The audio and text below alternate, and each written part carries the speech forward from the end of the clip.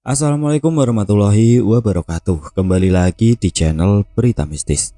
Untuk kisah kali ini ada sebuah cerita yang ditulis oleh akun Facebook yang bernama Rian Setia. Dan untuk kisah yang akan saya bawakan kali ini yaitu sebuah kisah yang berjudul Persaingan Ipar Berujung Petaka. Sebelum kita masuk ke ceritanya, tekan dulu tombol like video ini dan jangan lupa tekan juga tombol subscribe channel ini. Dan nyalakan juga lonceng notifikasinya agar tidak ketinggalan cerita-cerita baru dari channel ini. Dan bagi teman-teman yang ingin membaca langsung ceritanya, nanti silahkan saja kunjungi linknya yang nanti akan saya sertakan di kolom deskripsi. Dan seperti apa untuk kisah kali ini? Langsung saja kita simak berikut ini.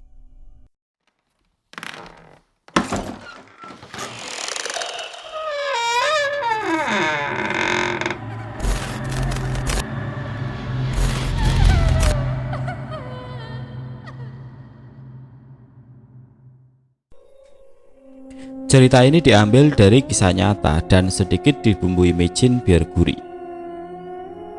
Nama saya samarkan sebab Devia sekarang sudah tenang di alam sana.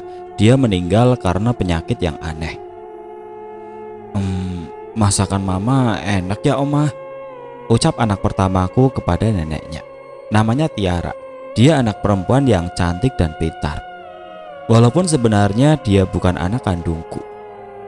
Seseorang memberikannya pada kami. Aku tidak tahu alasannya apa. Yang jelas aku sangat senang sekali karena akan ada suara tangis bayi yang akan meramaikan suasana rumah.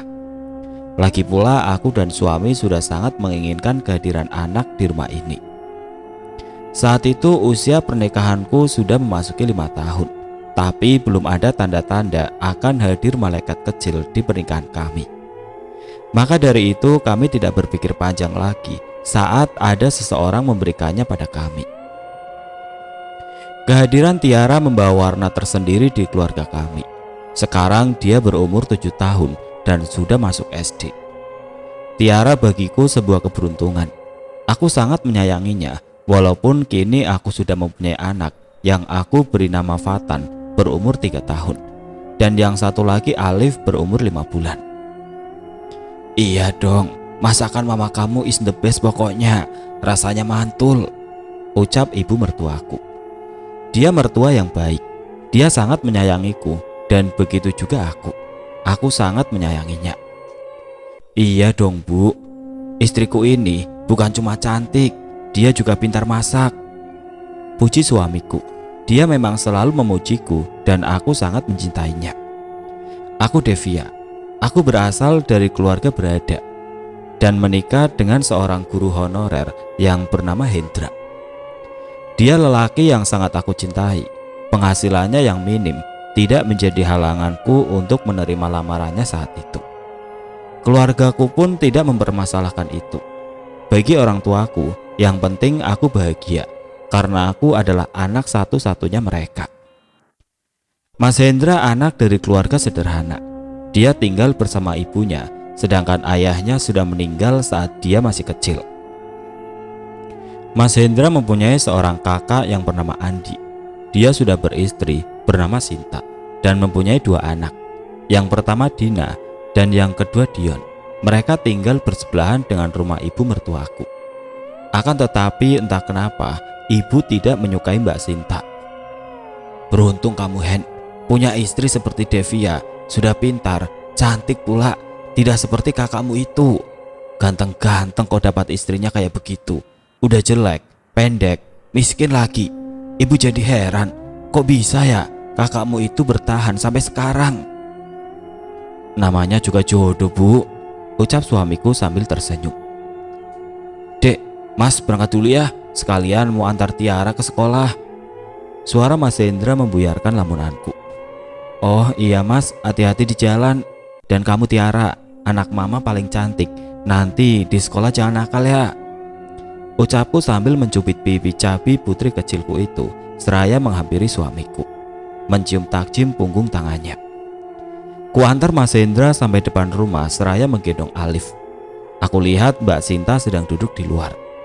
Aku coba menyapa, tapi pandangannya kelihatan sekali ketidaksukaannya padaku. Dev, itu si abang sayur sudah datang. Ayo kita ke sana. Nanti siang ibu pengen makan rendang sama sop iga, ucap ibu mertua seraya menghampiriku.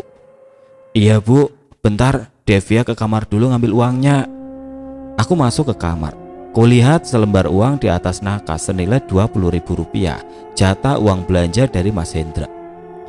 Dari pertama menikah sampai sekarang, segitulah jatah uang yang aku terima dari Mas Hendra. Bagiku tidak masalah. Toh selama ini orang tuaku selalu memenuhi kebutuhanku dan anak-anak. Tiap bulan orang tuaku selalu mentransfer berapapun yang aku minta, sehingga kebutuhanku dan anak-anak juga kebutuhan rumah terpenuhi. Beda dengan Mbak Sinta.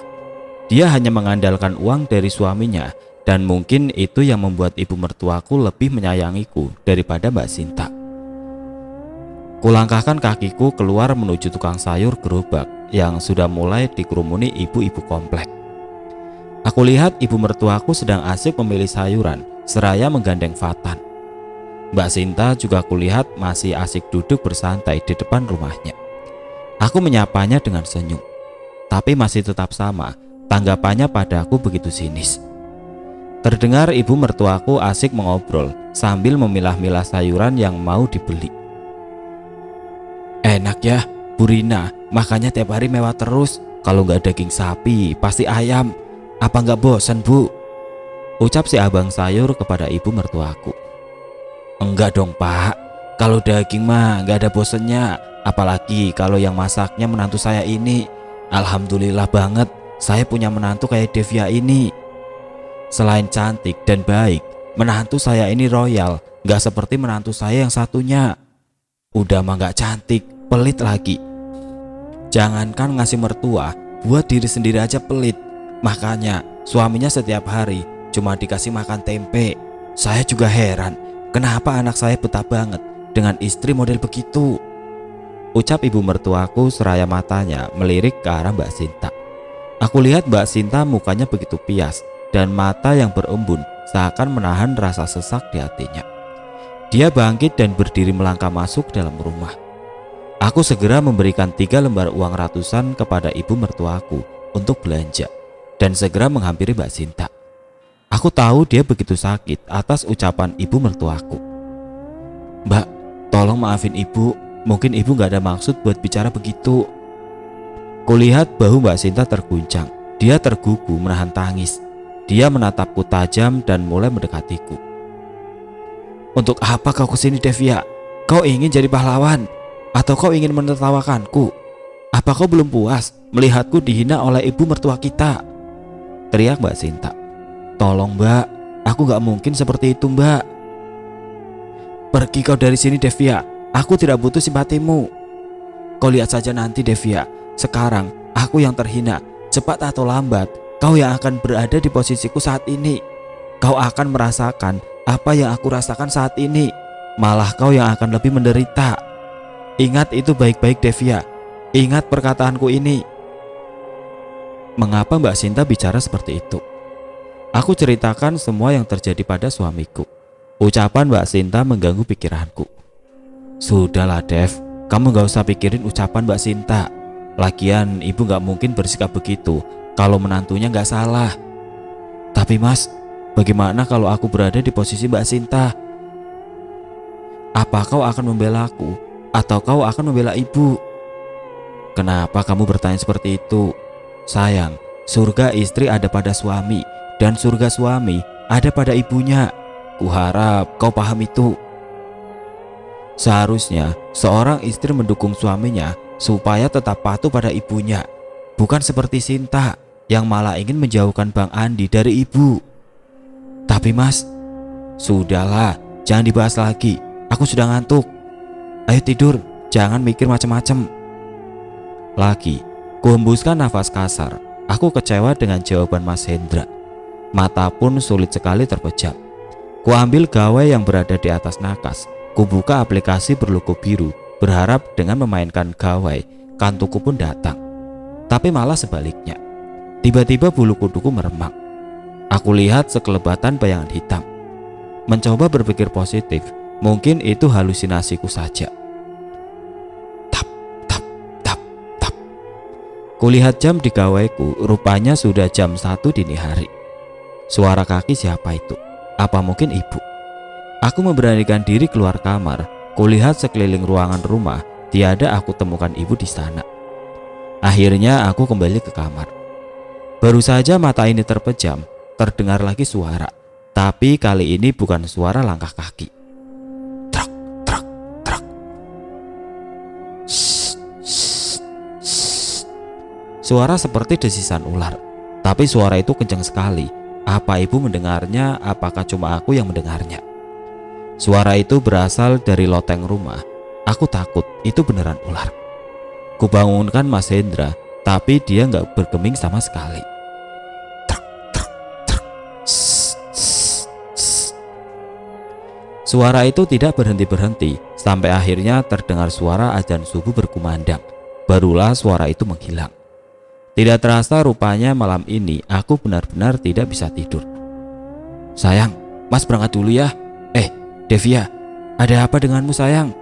Masih pagi, tapi sudah melamun saja. Kenapa Dev? Apa kau masih memikirkan masalah Mbak Sinta? Ucapan Mas Hendra membuyarkan lamunanku.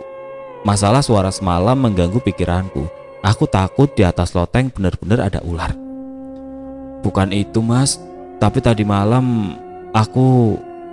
Assalamualaikum, ucap Mbak Sinta.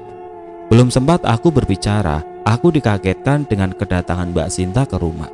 Tumben sekali Mbak Sinta pagi-pagi ke sini. Mukanya juga ceria, tidak seperti kemarin. Waalaikumsalam Mbak, sini masuk Mbak, ucapku seraya mempersilahkan Mbak Sinta masuk. Ada Ibu Dev? Tanya Mbak Sinta. Ada Mbak, nanti Devi panggilkan, ucapku seraya pergi ke kamar untuk memanggil ibu. Assalamualaikum Bu. Waalaikumsalam. Sinta, tumben kesini. Ada apa nyari ibu? Kamu mau pinjam uang ya? Maaf, ibu nggak punya, ucap ibu dengan nada ketus. Bukan Bu, Sinta kesini ingin memberikan ini Bu. Ini ada rezeki dari Sinta buat ibu. Sinta harap ibu terima. Dan Sinta juga mau minta restu dan doa ibu supaya usaha Sinta nanti ramai Bu. Ibu membuka amplop itu, terdapat 4 juta di dalamnya. Ibu tersenyum sumringah. Sikapnya pun berubah menjadi manis. Alhamdulillah, sekarang ibu bisa bersikap baik terhadap Mbak Sinta. Aku ikut senang. Emang kamu mau buka usaha apa Sin? Tanya ibu mertuaku dengan nada lemah lembut. Sinta rencananya mau buka toko sembako Bu. Tanah yang ada di depan jalan itu rencananya Sinta mau beli. Dan Sinta mau bangun toko sembako di situ. Tadinya Mas Andi juga mau kesini Bu. Tapi di rumah lagi ada Bang Ahmad, pemilik tanah itu. Ya udah nggak apa-apa, ibu ikut senang mendengarnya. Ternyata doa ibu dikabulkan oleh Allah. Nggak sia-sia ibu berdoa siang malam buat kamu dan Andi. Habis dari sini, kamu mau kemana Sin? Tanya ibu. Sinta mau ke mall Bu, beli keperluan anak-anak, ucap Sinta sambil melirik ke arahku. Aku hanya tersenyum. Ibu ikut ya Sin. Setelah kepergian ibu dan Sinta, rumah tambah begitu sepi. Tiara sekolah, Fatan dan Alif masih tertidur. Kuambil gawaiku, cek saldo di rekeningku. Ternyata tinggal sedikit. Tumben Mama, belum ada transferan dari Mama. Tiba-tiba bulu kuduku meremang. Trak, trak, trak. Shh, shh, shh. Suara itu lagi di atas loteng. Kali ini aku akan memberanikan diri melihat ke atas loteng. Ada apa sebenarnya di sana? Kuambil tangga dan naik ke atas loteng. Di atas loteng ternyata nggak ada apa-apa. Padahal jelas sekali suara itu berasal dari situ. Aneh sekali. 3 bulan pun sudah berlalu, tapi suara di atas loteng itu pun masih tetap ada. Dan usaha Mbak Sinta makin ramai. Dalam waktu 3 bulan dia sudah memiliki segalanya. Motor 2, mobil 1, rumah pun direnovasi, dan memiliki 5 cabang toko sembako. Bukannya iri, tapi hanya merasa sedikit aneh saja. Secepat itukah Mbak Sinta mencapai kesuksesan? Sedangkan aku makin terpuruk. Orang tuaku sudah jarang transfer uang, sehingga tabunganku tinggal sedikit lagi. Mungkin karena perusahaan orang tuaku sedang mengalami kendala. Ada sedikit rasa kekhawatiran dalam hatiku. Aku takut akan diperlakukan seperti Mbak Sinta dulu. Aku takut ibu akan membenciku. Ku ambil gawaiku, coba menghubungi mamaku. Katakan padanya kalau tabunganku tinggal sedikit lagi, mana cukup untuk membeli keperluan rumah dan membeli keperluan anak-anak. Tapi saat ini mama juga benar-benar tidak bisa membantuku. Mama menyarankan aku untuk pinjam uang online. Setelah perusahaan ayah stabil, nanti mama akan bantu membayarnya. Tidak ada cara lain, hanya itu jalan satu-satunya. Aku pun meminjam sejumlah uang dan alhamdulillah di ACC. Dalam waktu 15 menit, uang itu sudah masuk ke rekeningku. Alhamdulillah, kini aku terselamatkan. Dev, tadi ibu habis dari rumah Mbakmu Sinta. Kamu tahu nggak? Rumahnya bagus sekali, apalagi kamarnya bagus dan juga adem. Ibu betah deh di sana, Dev. Kapan ya rumah kita ini direnovasi dan juga ibu pengen pasang AC biar adem seperti di rumah Sinta. Ucap ibu mertuaku sambil mengibaskan tangannya seperti sedang kegerahan. Iya bu, nanti kita renovasi dan pasang AC. Yang bener Dev. Aduh, ibu seneng banget. Kamu memang menantu idaman ibu. Ucapnya seraya tersenyum dan berjalan menuju kamar. Harus cari uang kemana lagi aku. Rumah sudah direnovasi dan AC pun sudah terpasang di kamar ibu dan juga kamarku. Aku terpaksa meminjam uang ke rentenir untuk itu semua. Kini yang aku pikirkan bagaimana cara untuk membayarnya. Harapanku cuma satu. Aku berharap perusahaan orang tuaku stabil lagi. Hingga batas waktu pembayaran pun tiba. Aku tidak bisa membayarnya. Aku kalang kabut dibuatnya. Ditambah akhir-akhir ini nomor mama susah untuk dihubungi. Aku putuskan untuk berkunjung ke rumah mama. Aku pesan taksi online dan bergegas pergi ke rumah mama. Betapa terkejutnya aku setelah sampai di rumah mama. Kutatap lekat papan bertuliskan rumah ini disita bank. Ada apa ini semua? Kutemui mama yang ternyata sedang berkemas. Kuhampiri, tidak lupa kucium takjim punggung tangannya. Ada apa ini mah? Apa yang terjadi? Dan kenapa mama susah sekali dihubungi? Kenapa ada tulisan rumah ini disita? Ada apa ini mah? Aku memberondong mama dengan 1000 pertanyaan. Mama menatapku nanar. Maafkan mama Dev, perusahaan ayahmu bangkrut. Mama sekarang gak bisa berbuat apa-apa lagi. Semuanya sudah habis. Ucap mamaku seraya memelukku. Terus ayah di mana mah? Tanyaku. Ayahmu di kamar. Kamu jangan temui ayahmu dulu. Jiwanya sedang terguncang. Lebih baik sekarang kamu pulang. Kasihan Alif. Mama dan ayah akan baik-baik saja. Terus mama dan ayah mau tinggal di mana? Apa nggak sebaiknya mama ikut Devia aja? Tidak Dev. Mama dan ayah akan tinggal di rumah nenek kamu. Sekarang kamu pulang ya. Aku pun pulang dengan hati yang entahlah. Bingung, khawatir, semuanya berkecamuk dalam hatiku. Saat tiba di rumah, ternyata sudah ada rentenir di rumahku dan ibu mertuaku pun ada di situ. Ya Allah, tolong aku. Bagaimana ini? Ya Allah, bantulah aku memecahkan masalah ini. Di ruangan ini semuanya berkumpul. Mas Andi, Mbak Sinta, Ibu dan Mas Hendra. Semuanya menatapku nyalang terkecuali Mas Hendra. Dia tertunduk dengan mata yang sedikit berembun. Kenapa kamu lakukan ini Devia?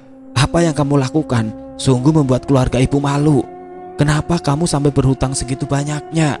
Ibu benar-benar kecewa. Ibu gak sudi punya menantu seperti kamu Devia. Maaf bu, Devia berhutang karena Devia butuh uang buat renovasi rumah. Ucapku tidak terasa butir bening jatuh di pipi. Sementara Mas Hendra tetap diam seakan tidak ada niat di hatinya untuk membela aku sebagai istrinya. Ibu kan tidak minta kamu berhutang Dev. Ibu pikir kamu merenovasi rumah itu pakai uang kamu. Kalau tahu kamu berhutang, ibu juga gak sudi. Ucap ibu seraya berdiri. Maafkan Devia bu, Devia gak mau ibu kecewa. Makanya Devia berani berhutang karena Devia gak punya uang bu. Kamu pikir dengan berhutang ibu gak akan kecewa? Ibu sangat kecewa. Dengar ya Devia, dengar baik-baik. Ibu gak sudi punya menantu seperti kamu. Pergi kamu dari sini. Bu, tolong jangan usir Devia. Mas, aku mohon, jangan biarkan ibu mengusirku. Aku menangis, dadaku terasa sesak. Mas Hendra tidak berbuat apa-apa. Dia hanya terdiam, seolah-olah aku melakukan kesalahan-kesalahan yang begitu fatal. Aku bersujud di kakinya, berharap dia gak akan membiarkanku pergi. Tapi kenyataannya tidak seperti yang aku harapkan. Maafkan Mas Dev, Mas tidak bisa berbuat apa-apa. Mas tidak bisa membantah keputusan ibu. Tolong maafkan Mas Dev. Hatiku semakin sesak mendengar jawaban Mas Hendra. Apakah aku tidak berarti di hatimu, Mas? Bukankah tugas suami menjaga istrinya, melindungi istrinya? Jika kau saja sebagai suamiku tidak bisa melindungiku, terus harus kepada siapa aku berlindung? Bulir-bulir bening berjatuhan. Rasa sesak di dada makin kurasakan. Tiba-tiba semuanya menjadi gelap dan aku mulai tidak sadarkan diri. Kini aku terbaring di kamar. Entah siapa yang membawaku ke sini. Samar-samar aku dengar obrolan Mas Hendra dan ibu. Bu, tolonglah biarkan Devia tinggal di sini. Kasihan, dia lagi hamil. Itu juga kan cucu ibu, ucap Mas Hendra. Ya sudah, ibu izinkan dia tinggal di sini. Tapi kamu gak boleh tidur sekamar dengan dia. Setidaknya sampai anakmu lahir. Setelah anak kamu lahir, kamu janji sama ibu, kamu harus ceraikan dia, ucap ibu mertuaku. Iya bu, Hendra janji setelah Devia melahirkan, Hendra akan menceraikannya. Dek, rasa nyeri di ulu hatiku makin bertambah. Aku gak menyangka Mas Hendra akan bicara seperti itu. Dan hamil, apakah benar aku hamil? Bagaimana bisa, sedangkan Alif masih berumur 8 bulan. Aku gak tahu apakah aku harus senang atau sedih dengan kehamilan ini. Apakah ini cara Allah biar aku tetap bertahan di sini? Ya Allah, jika ini adalah suatu pertolongan-Mu agar rumah tanggaku tidak hancur, maka bantulah hamba. Berikanlah hamba hati yang lapang agar hamba kuat menjalani ujian-ujian ini. Aku tidur sendiri di kamar. Anak-anak dan Mas Hendra mungkin tidur di kamar ibu. Inilah awal dari penderitaanku. Benar saja, aku diperbolehkan tinggal di sini, tapi dengan satu syarat. Tiap hari aku harus menghasilkan uang sebesar Rp200.000 untuk mencicil hutangku yang telah dibayar oleh Mbak Sinta. Kalau tidak dapat uang itu, aku tidak diperbolehkan pulang ke rumah. Lelah, putus asa, pasti aku rasakan semua itu. Tapi wajah anak-anak selalu terbayang di pelupuk mata. Aku harus kuat demi anak-anak. Sudah 2 hari aku gak bisa pulang karena aku gak bisa membawa uang yang diminta ibu mertuaku untuk mencicil hutangku. Hingga hari ini aku tidak tahu kemana arah tujuan. Aku terus berjalan hingga tiba di suatu masjid. Masjid yang sangat indah. Aku masuk ke masjid itu karena kebetulan juga sudah maghrib. Berwudu dan menjalankan sholat. Tidak terasa air mata ini jatuh lagi. Terasa sesak di hati ini, begitu berat ujianmu. Kutadahkan tanganku meminta supaya diluluhkan hati mertuaku dan hati suamiku. Aku rindu anak-anakku. Alif, dia masih kecil, bahkan masih bayi, masih membutuhkan aku di sampingnya. Maafkan mama sayang, maafkan mama yang tidak bisa lagi memberimu ASI. Fatan, Tiara, maafkan mama. Tiba-tiba, Assalamualaikum nak, ucap seseorang yang berada di belakangku. Aku tidak tahu siapa. Waalaikumsalam. Aku berbalik badan melihat siapa yang di belakangku. Maaf nak, Bapak mengganggu boleh? Bapak bertanya. Sebenarnya ada apa? Bapak lihat kamu sedang ada masalah besar. Boleh Bapak tahu? Siapa tahu Bapak bisa membantu. Maaf Pak Haji, saya bukannya tidak mau cerita, tapi ini adalah masalah pribadi. Maaf nak, bukan maksud Bapak mau ikut campur urusan pribadi kamu, tapi mungkin saja Bapak bisa membantumu. Sekali lagi makasih Pak, tapi maaf saya nggak bisa cerita. Ya sudah, Bapak nggak bakalan memaksa, tapi Bapak mohon jangan tolak pemberian Bapak. Mungkin ini rezeki yang Allah kirimkan buat kamu melalui Bapak. Terima ya nak. Bapak itu memberikanku sebuah amplop dan berlalu pergi setelah mengucapkan salam. Kubuka amplop berwarna coklat itu yang ternyata berisi 800.000. Alhamdulillah ya Allah, pertolonganmu memang nyata. Aku bisa bertemu kembali dengan anak-anakku. Aku pun segera pulang dan menyerahkan amplop itu kepada ibu. Nah, gini dong. Jadi mantu harus pinter nyari duit. Kalau kayak gini, kan enak. Kamu bisa nyicil hutang kamu, ucap ibuku. Iya bu, nanti Devia akan usaha lagi nyari uang, ucapku. Ya harus dong, usaha apa kek? Jualan apa kek? Yang penting dapat uang. Bila perlu, jual diri, biar gampang dapat uang, ucap ibu seraya pergi ke dalam kamar. Astagfirullahaladzim, sepicik itukah pikiran ibu mertuaku? Seandainya Mas Hendra dengar, apakah Mas Hendra tidak akan marah mendengar ucapan ibunya yang menyuruh aku jual diri?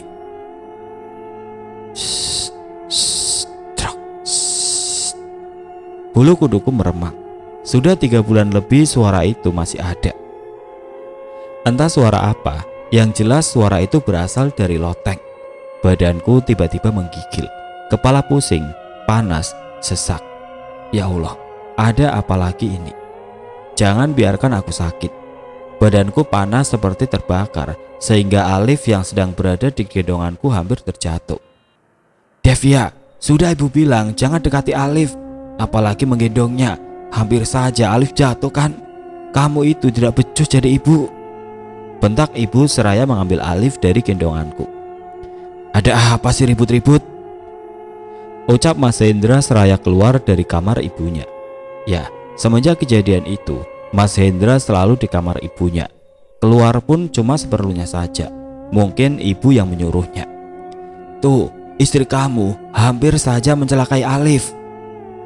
Tidak bu, Devia tidak bermaksud begitu. Devia pusing, badan Devia panas, ucapku mencoba menjelaskan. Alah, dasar alasanmu saja. Bilang saja kalau kamu lagi cari perhatian anakku. Sudah, Inhen, bawa Alif ke kamar. Jangan hiraukan istrimu ini. Dia memang pintar acting. Ibu dan Mas Hendra akhirnya masuk ke dalam kamar sambil membawa Alif.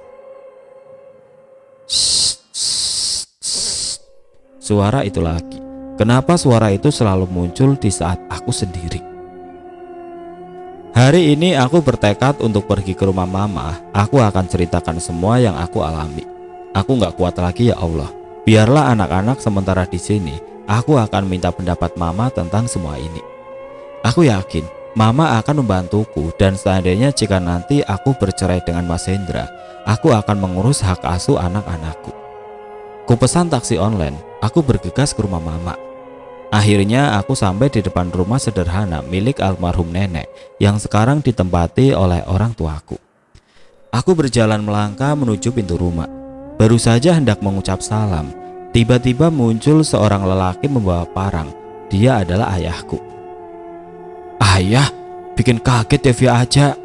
Ayah gimana kabarnya? Ucapku seraya hendak menghampirinya, walaupun ada sedikit keraguan karena kulihat tatapan ayah padaku begitu tajam. Pergi kamu, atau aku bacok kamu, ucap ayah dengan mata yang begitu menyeramkan. Dan kemudian mama muncul di balik jendela. Dev, pergi dari sini cepat, nanti mama nyusul kamu. Kamu tunggu di jalan saja ya nak, teriak mamaku seperti ketakutan.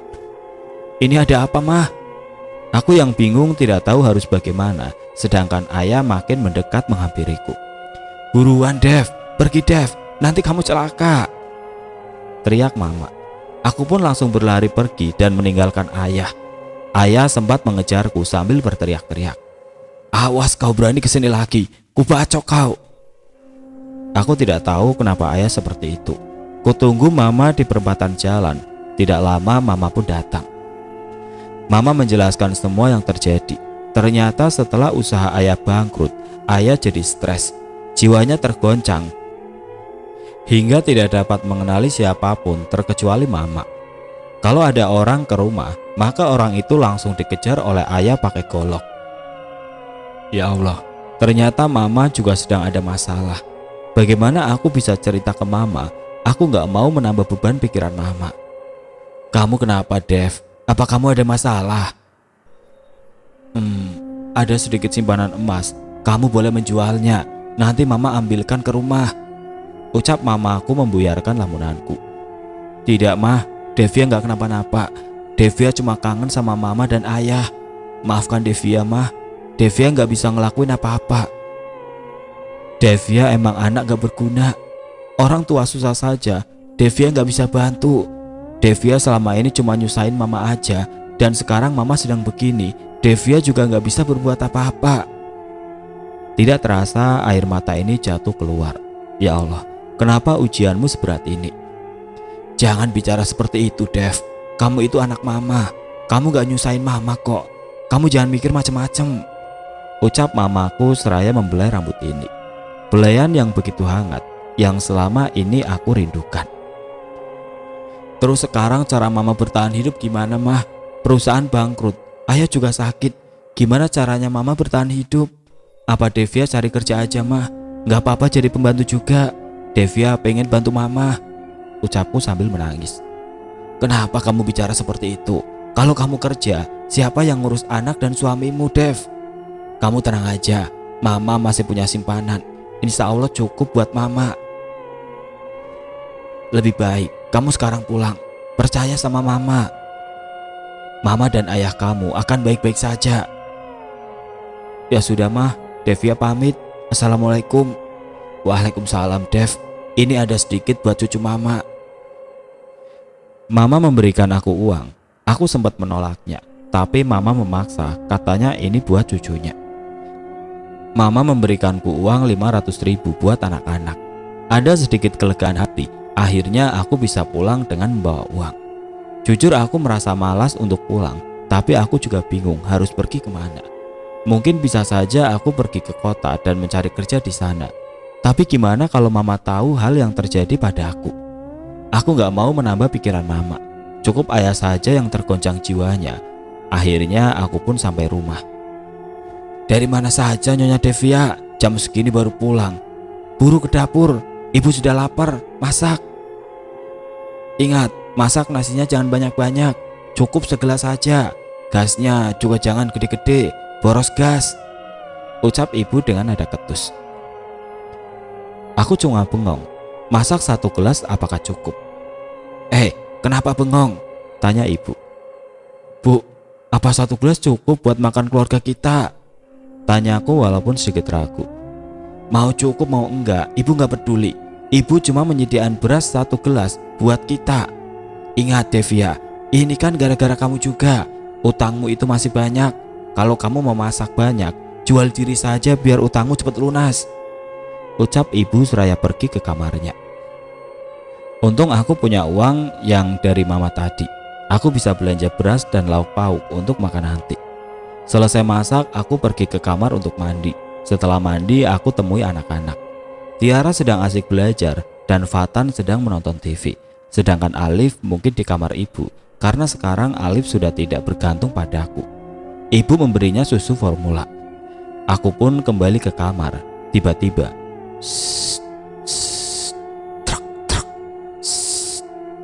suara itu lagi. Bulu kuduku meremang. Badanku sakit. Kepala mendadak pusing. Panas seperti terbakar. Astagfirullahaladzim. Tidak lama suara itu pun menghilang. Dan alhamdulillah rasa itu juga hilang. Aku melangkah keluar. Kulihat anak-anak, ibu dan Mas Hendra sedang makan. Aku menghampirinya. Devia, mau apa kamu? Kamu jangan makan di sini. Ibu sudah misahin makanan kamu. Bawa aja ke kamar. Ucap ibu menghentikan langkahku. Iya bu, ucapku. Kok mama makan di kamar? Tanya Tiara. Mungkin dia bingung kenapa mamanya disuruh makan di kamar. Mama gak enak badan sayang, makanya mama makannya di kamar aja. Jawabku seraya mengambil makanan yang sudah disiapkan ibu mertuaku. Kubawa makanan itu ke kamar. Sudah gak sabar aku pun ingin menyantapnya karena aku sudah lapar. Tapi kenapa ini kok baunya seperti ini? Nasi, ikan dan sayurnya bau minyak wangi. Ada sedikit keraguan untuk memakannya, tapi aku sudah lapar sekali. Mau tidak mau, aku pun memakannya.